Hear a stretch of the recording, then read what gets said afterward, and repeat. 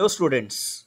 So I am here with you once again to tell you about the syllabus which has been reduced in ICSE grade 10th chemistry in a very important chapter called metallurgy. So dear students, in this chapter also many topics has been deleted, especially this section has been deleted.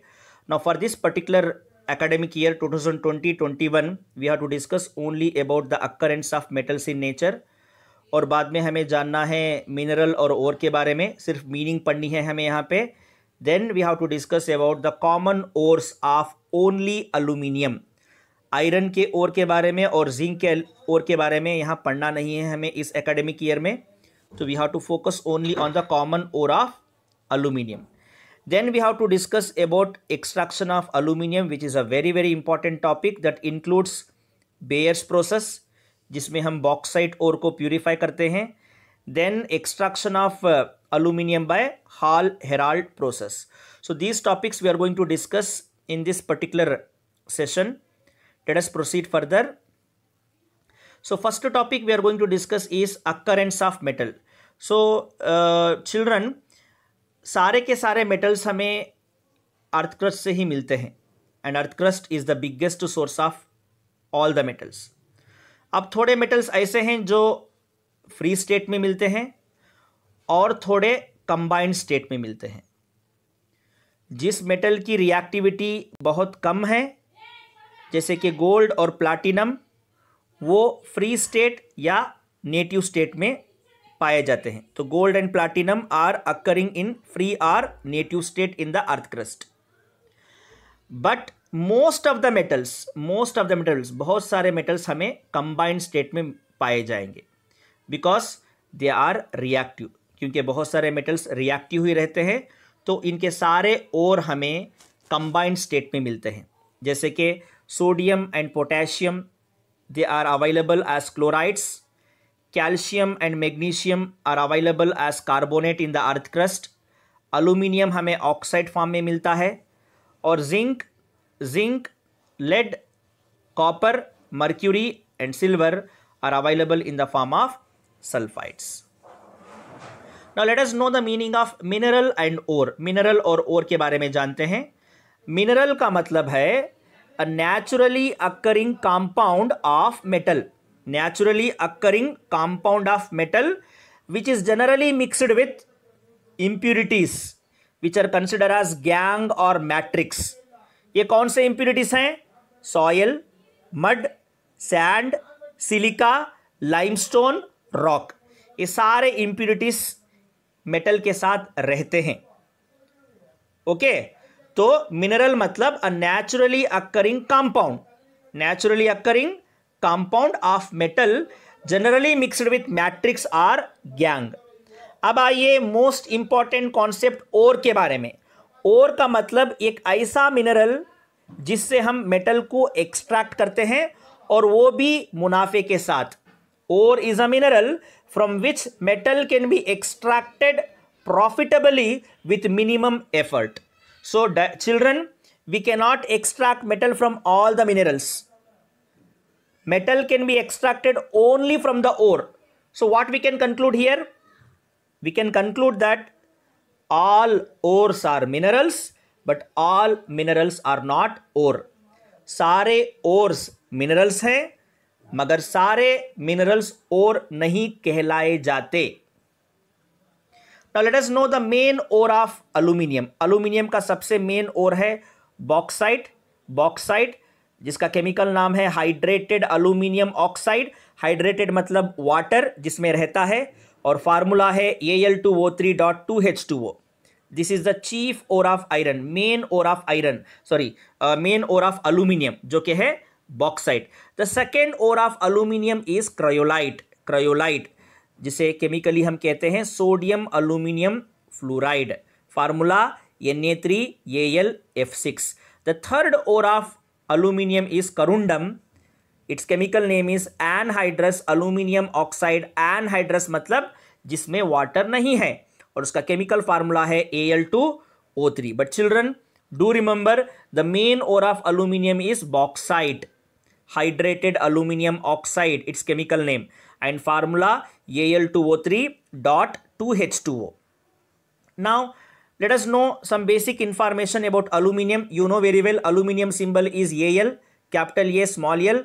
Its atomic mass is 27. Color is silvery white. Atomic number is 13. That's why its valency is 3. 2, 8, 3. So its valency is 3. Its combining capacity is 3. So aluminum can form a cation of a formula Al3+. And the most important point you need to remember here is aluminum is the most abundant metal on the earth crust. In the earth crust, aluminum is the most abundant metal. And as we know, aluminum is a reactive metal. So हमें तो ये free state में नहीं मिलेगा. It will be available in combined state. Just now we have studied the main ore of aluminum is bauxite, whose formula is Al2O3.2H2O. तो free state में नहीं मिलता हमें aluminum, combined state में ही मिलता है. So based on the electronic configuration, we have decided that aluminum is in period 3 because it has 3 shells, and it is in group 13 because it has 3 electrons in the valence shell, and in between transition elements are 10 groups. So if you add, we'll get 13. So aluminum is in 13 group and 3rd period. Now let us know the extraction process of aluminum. तो पहले तो इसका ओर है bauxite, जिसका formula मैंने अभी अभी बताया. तो ये बॉक्साइट ओर में थोड़े इम्प्यूरिटीज रहते हैं, specifically Fe2O3 and silicon dioxide. तो इन इम्प्यूरिटीज को निकालने के लिए हम एक प्रोसेस करेंगे जिसका नाम है बेयर्स प्रोसेस. अब इस प्रोसेस में क्या करेंगे, हम एक केमिकल को ऐड करेंगे, वो है अल्कली सोडियम हाइड्रोक्साइड. सो बेयर्स प्रोसेस में हम बॉक्साइट ओर के अंदर डालेंगे सोडियम हाइड्रोक्साइड.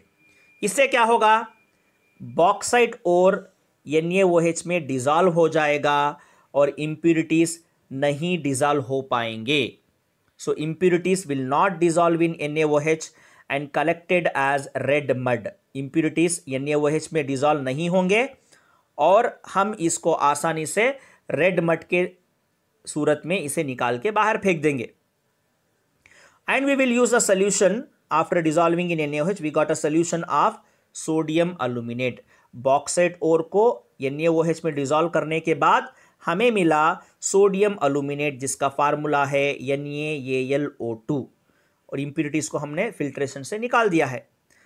अब बाद में NaAlO2 मतलब सोडियम अल्यूमिनेट मिलने के बाद हम उसमें हाइड्रोलाइसिस करेंगे वाटर ऐड करके, तब हमें मिलेगा अल्यूमिनियम हाइड्रोक्साइड AlOH थ्राइस का प्रिसिपिटेट. उसे हम 1100 डिग्री सेल्सियस में बर्न करेंगे तो प्रिसिपिटेट अल्यूमिनियम हाइड्रोक्साइड से सारा वाटर निकल जाएगा और हमें मिलेगा pure alumina Al2O3. So this is a Bayer's process. ये 3 स्टेप्स के प्रोसेस को हम बोलेंगे बेयर्स प्रोसेस. पहले स्टेप में हम क्या करेंगे, बॉक्साइट ओर में NaOH को डालेंगे. NaOH को डालते ही बॉक्साइट ओर डिजॉल्व हो जाएगा NaOH में, इम्प्यूरिटीज डिजॉल्व नहीं हो पाएंगे. हमें मिलेगा सोडियम अल्यूमिनेट NaAlO2. उसे हाइड्रोलाइसिस करने के बाद हमें मिलेगा प्रिसिपिटेट ऑफ AlOH थ्राइस. बाद में उसे हीट करने के बाद हमें मिलेगा pure alumina Al2O3. This is called as concentration of bauxite ore. Concentration के बाद हम क्या करेंगे, इस प्योर अलुमिना को इलेक्ट्रोलाइटिक रिडक्शन करेंगे by Hall Heroult process. Hall and Heroult is a combination of student and a teacher. They have discovered the extraction of aluminium. क्योंकि बहुत साल पहले अल्यूमिनियम बहुत कॉस्टली मेटल हुआ करता था, आजकल तो बहुत चीप है. चॉकलेट के रैपर में अल्यूमिनियम है, फूड के पैकेट्स में अल्यूमिनियम है, किचन के मैक्सिमम यूटेंसिल्स वेजल्स अल्यूमिनियम के बने हुए हैं, बाहर इलेक्ट्रिकल पोल में अल्यूमिनियम है. तो aluminium is the cheap metal nowadays because of the contribution of Hall and Heroult. तो they have done the electrolytic reduction. Reduction का मतलब क्या है चिल्ड्रन, रिडक्शन मतलब Al2O3 में से हमें अल्यूमिनियम ऑक्सीजन को निकाल के अल्यूमिनियम को पाना, यह है रिडक्शन. वो हम करेंगे इलेक्ट्रिकल रिडक्शन की मदद से. जब हम इलेक्ट्रिकल रिडक्शन करेंगे तो हमें नेगेटिव इलेक्ट्रोड के पास अल्यूमिनियम मिलेगा, जिसे हम हुप्स प्रोसेस के ज़रिए प्यूरिफाई करके प्योर अल्यूमिनियम पा सकते हैं. चलिए देखते हैं बेयर्स प्रोसेस के 3 रिएक्शन जो कि बहुत इंपॉर्टेंट है एग्जाम के लिए। तो this is impure bauxite ore, जिसमें बहुत सारा इम्प्योरिटीज हैं। Al2O3.2H2O, it's a impure bauxite ore. तो इम्प्योरिटीज को निकालने के लिए हम कॉन्सेंट्रेटेड सोडियम हाइड्रोक्साइड यूज करेंगे 150 to 200 डिग्री सेल्सियस में। तब हमें मिला sodium aluminate NaAlO2 with 3 water molecules. अब हम क्या करेंगे, ये सोल्यूशन को फिल्टर करेंगे। जब हम फिल्टर करेंगे तो Fe2O3 और सिलिकॉन डाइऑक्साइड रेड मड बन के निकल जाएंगे। अब उस सोल्यूशन जिसमें NaAlO2 है उसे हाइड्रोलाइज करेंगे एट 50 to 60 डिग्री सेल्सियस, तो हमें मिलेगा aluminium hydroxide precipitate of AlOH thrice along with NaOH। अब वो प्रिसिपिटेट को फिल्ट्रेशन के जरिए वापस लेंगे। When we heat 2100 degree Celsius we will get pure alumina with the evaporation of water molecule. हमें प्योर अलुमिना Al2O3 मिला। तो इम्प्योर बॉक्साइट ओर से हमें प्योर अलुमिना Al2O3 यहाँ पे मिला।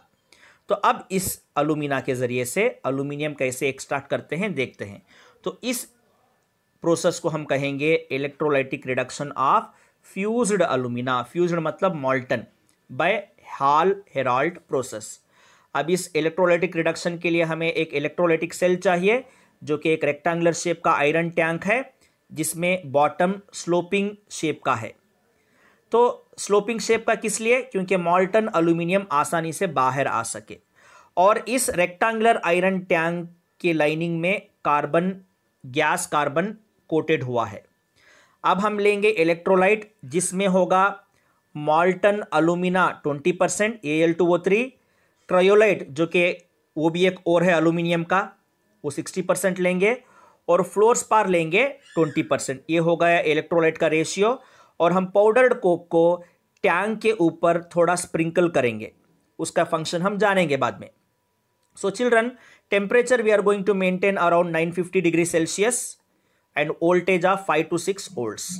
So this is the electro iron tank which is used in the extraction of aluminium, जिसमें हम एनोड है, एनोड मतलब पॉजिटिव इलेक्ट्रोड जो कि बना हुआ है ग्राफाइट से।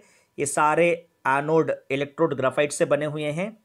और ये आयरन टैंक का इनर लाइनिंग कार्बन से कोट हुआ है। ग्राफाइट, कार्बन मतलब ग्राफाइट जो कि एक नेगेटिव इलेक्ट्रोड है। और हमने यहाँ पे इस टैंक के अंदर लिया है मॉल्टन अलुमिना, क्रायोलाइट और फ्लोरस्पार लिया हुआ है। और टैंक के ऊपर थोड़ा हमने कोक को स्प्रिंकल किया हुआ है। और ये स्लोपिंग बॉटम है और यहाँ पे एक होल है। इस होल के ज़रिए से मॉल्टन अलुमिनियम बाहर आसानी से आ सकता है। सो रिएक्शन क्रायोलाइट जो हमने यूज़ किया है Na3AlF6, ये जब मॉल्टन स्टेट में होता है तो ब्रेक होके Na+, Al3+ और F- बन के डिसोसिएट होता है। और फ्लोरस्पार का फार्मूला CaF2 है, ये भी डिसोसिएट होके Ca2+ और F- बन गया।